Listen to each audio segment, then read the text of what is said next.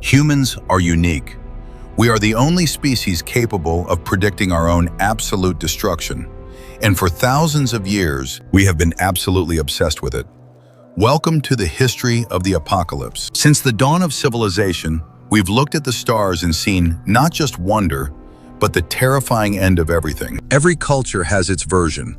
Ragnarok for the Norse, the Day of Judgment for Abrahamic faiths, the Kali Yuga for the Hindus. But why? Why do we spend so much time imagining the fires that will consume us? Is it just fear, or is it something deeper? Psychologists suggest it's our pattern recognition gone into overdrive. We see a beginning, so there must be an end. For the Maya, the end wasn't a stop sign, it was a reset button. A cosmic cycle that demanded perfect mathematical precision. They tracked time across thousands of years, creating a calendar so complex it could predict solar eclipses centuries in advance. Their long count calendar was a masterpiece. But in the 21st century, we mistook their end of a cycle for the end of the world. The December 21st, 2012 phenomenon was perhaps history's first viral apocalypse. It was a global panic based on a translation error. Spoiler alert, we're still here. But the 2012 hype proved something else. We want to believe a big ending is coming. Enter the master of the vague, Nostradamus. He didn't just predict the end, he predicted everything and nothing at the same time. His poems are so poetic and cryptic that people have seen him predicting Napoleon, Hitler, and even the 9/11 attacks after they happen. It's called the Texas sharpshooter fallacy. We fire the shot first, then draw the bullseye around wherever the bullet landed. But prophecies aren't always about fear. Sometimes the end of the world is actually good news, at least for some. In 1844, thousands of Americans sold their farms and waited on hilltops for the sky to open. They were the Millerites. Their leader, William Miller, had done the math. The world was supposed to end on October 22nd. But the sun rose on the 23rd. This became known as the Great Disappointment. For them, the apocalypse wasn't a nightmare. It was their only hope for justice. This reveals a core human truth. We often crave the apocalypse because we want a reset, a world where the corrupt are finally punished. Apocalypticism is the ultimate form of moral justice. When the world feels broken beyond repair, we pray for the fire to clean it. But as we moved into the 20th century, the source of the fire changed. We stopped waiting for God and started fearing ourselves. During the Cold War, the signs of the end weren't blood moons or falling stars.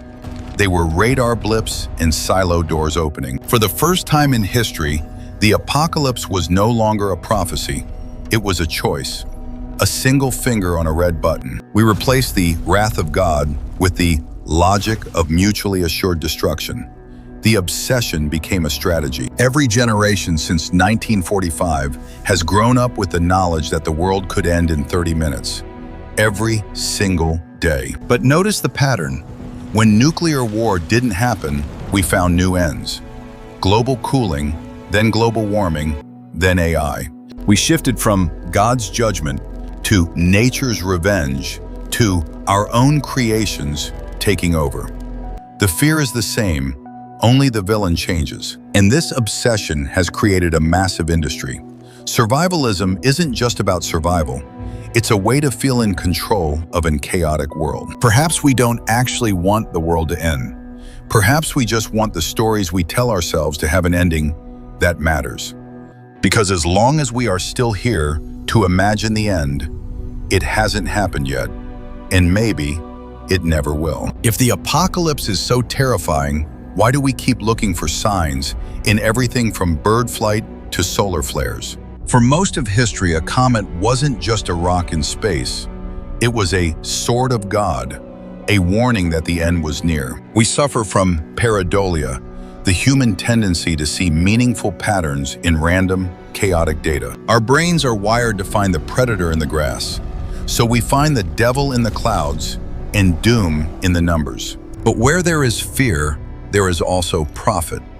The apocalypse is a billion-dollar industry. From insurance for the rapture to luxury underground bunkers, humans have always found a way to monetize the end of the world. In the 1840s, scammers sold ascension robes to Millerites, promising they'd look their best when flying to heaven. Today, it's a doomsday real estate market. Billionaires are spending millions on fortified silos that include swimming pools and cinemas. The medium changes, but the hustle is the same. Scare people about the end, and they'll give you their attention. Or their money. This is apocalypse fatigue. When every Tuesday is a new crisis, we stop listening. Or worse, we start hoping it actually happens. Remember the Maya? They weren't trying to sell books. They were trying to find order in an infinite universe. They knew that even if a cycle ends, something new always begins. To them, the apocalypse wasn't a death, it was a rebirth. But modern prophets rarely talk about rebirth. They only talk about the fire, because fire is easier to sell. When we are constantly in survival mode, we lose the ability to build a future. The obsession becomes a self-fulfilling prophecy. So next time you hear a sign that the end is near, ask yourself, who is telling this story? And what are they selling? For some, the apocalypse isn't a disaster to be avoided. It is a promise, a long-awaited day of justice. To understand this, we must go back to the burned-over district of New York in the 1830s. It was a time of religious fire. People felt the world was becoming too greedy, too complex, too far from God. The Industrial Revolution was tearing old lives apart. The apocalypse offered a clean break, an exit from a world that didn't want them anymore. William Miller wasn't a madman. He was a meticulous student of the Bible. He treated prophecy like a math problem to be solved. They gave away everything. Why would you need a farm or a bank account if the King of Kings is arriving on Tuesday? This is apocalyptic ego, believing you are part of the chosen few who see the truth while the rest of the world is blind. It's a powerful drug. It turns a simple farmer into a cosmic protagonist. The end isn't just an ending, it's a coronation. But then, the sun comes up, and the world is still there, unchanged, unsaved. The Millerites went home to empty houses and angry neighbors. This is the moment most cults die, but some find a way to stay. It's called cognitive dissonance. When your reality and your belief collide, it's easier to change your view of reality than to admit you were wrong. The math wasn't wrong, they'll say. We just missed a variable. They move the date and the cycle starts again. Why do they stay? Because the apocalypse gives them something the real world can't. A community, a purpose, a reason to belong. In the end, it's not about the destruction of the world. It's about the construction of a new us against a them. But what happens when the us gets too much power? What happens when we stop waiting for the end and start trying to cause it? The most dangerous prophets aren't the ones who wait for the world to end. They are the ones who think it's their job to end it. This is the self-fulfilling prophecy. When a group believes war is inevitable, they stop building peace and start building weapons. In 1983, a Soviet exercise called Able Archer nearly ended the world because one side believed the other was finally pulling the trigger. Believing the end is certain removes the incentive for restraint. It turns paranoia into a policy. Beyond world leaders, there are doomsday cults. From Om Shinrikyo in Japan to the Solar Temple, groups that tried to accelerate history. They don't just predict the fire, they strike the match. They see themselves as the midwives of the new world. This is the ultimate danger of apocalyptic obsession. When we value the end more than we value the now. Today we see it in long-termism, the idea that the far future matters more than the billions of people living today. If we believe we are just a stepping stone to a super AI or a galactic empire, we become obsessed with clearing the path. It's the same old doomsday story, just with better tech. The chosen ones are now the optimized ones. Psychologically, apocalyptic narratives give us a massive hit of dopamine. High stakes, clear villains, and a guaranteed ending. We are addicted to the climax of history. We hate the slow, messy, boring work of progress. But the world doesn't usually end with a bang. It ends with 1,000 small neglects, 1,000 stories we stop telling. When we focus only on the final chapter, we forget we are currently writing the middle ones. So, are we obsessed with the end, or are we just afraid that the story will keep going without us? In the 21st century, we didn't stop obsessing over the end. We just traded our ancient scrolls for silicon chips. Our new four horsemen aren't supernatural. They are measurable. Climate change, pandemics, AI, and resource depletion. Unlike the Millerites, we have data. We have sensors. We have the ability to see the iceberg before we hit it. But because we are so used to doomsday in our movies, we treat the real warnings like just another piece of content. The end of the world has become a brand. It sells clicks, it sells newspapers, and it sells political campaigns. Doom scrolling isn't just a habit, it's the modern version of standing on that Millerite hilltop. We're waiting for the notification that confirms our fears. Algorithms have replaced prophets. They know exactly which end of the world scenario keeps you watching. Because if the world is ending, nothing you do matters. And for a lot of people, that's actually a relief. This is the doomsday clock. It hasn't been this close to midnight since the height of the Cold War. But we're not hiding under desks anymore. Instead, we're building sustainable apocalypses. We want to save the world, but we're still obsessed with the collapse part of the story. Take AI. We fear it will end us, but we can't stop building it. It's the ultimate God-machine prophecy for a secular age. We look into the future and see a mirror. Our modern apocalypses are just reflections of our own loss of control. Even our health has become apocalyptic. We live in fear of the final pandemic or the silent toxin. Because a slow, grinding decline is too painful to watch. We want the bang, the crash, the hard reset. The modern apocalypse isn't an event. It's a permanent state of mind.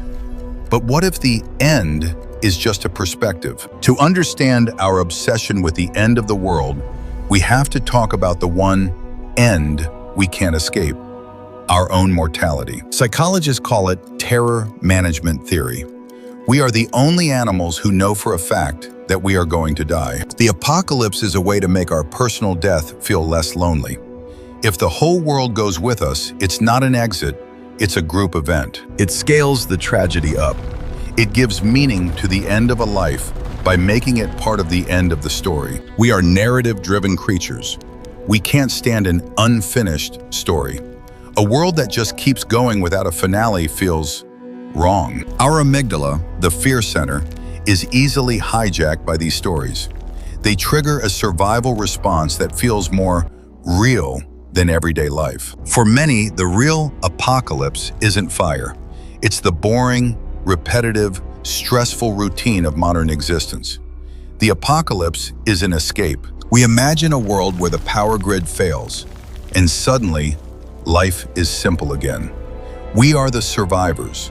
We are the heroes of our own movie. This is heroic survival bias. We never imagine ourselves as the one who dies in the first 10 minutes. We're always the one at the end. There's a secret thrill in the destruction of the status quo. A dopamine hit from watching the giants fall. But here's the irony. The more we obsess over the end, the less we do to fix the middle. Prediction becomes an excuse for inaction. If it's all going to burn anyway, why bother recycling? Why bother voting? Why bother building a 500-year library? True hope isn't about avoiding the end. It's about planting a tree whose shade you will never sit in, even if you know the forest might burn. Humanity has survived 100% of its guaranteed apocalypses so far. Our real story is one of persistence, not destruction. So stop waiting for the great disappointment. The world is ending right now for someone and beginning for someone else. Which story will you tell? From the Mayan pyramids to the Silicon Valleys of today, we have lived through 1,000 ends of the world.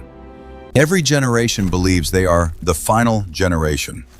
It's a human vanity that makes our time feel more important. But if the world is always ending, then it is also always beginning. History is not a straight line to a cliff. It's a spiral. The fear of the end is just a symptom of our love for life. We only fear losing the world because we find it so beautiful. So let go of the deadline. The great disappointment only happens if you stop living while you're waiting. We are the authors of this story.